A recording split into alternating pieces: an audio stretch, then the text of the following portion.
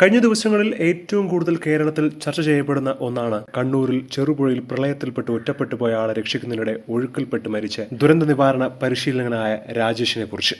കാരണം സ്വന്തം ജീവൻ പോലും വകവയ്ക്കാതെയാണ് അദ്ദേഹം ലൈഫ് ജാക്കറ്റ് ഊരി നൽകി ഒഴുക്കിൽപ്പെട്ട വ്യക്തിയെ രക്ഷപ്പെടുത്തിയത്.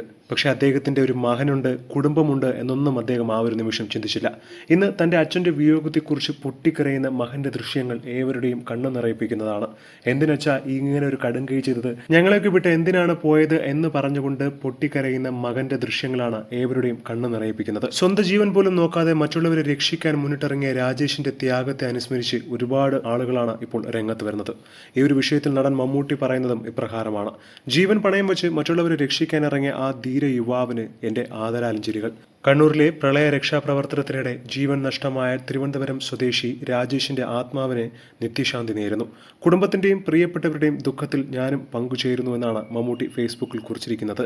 രാജേഷ് ധരിച്ചിരുന്ന സ്വന്തം ലൈഫ് ജാക്കറ്റ് ഊരി നൽകിയാണ് സുരക്ഷിതമായി കരക്കെത്തിച്ച്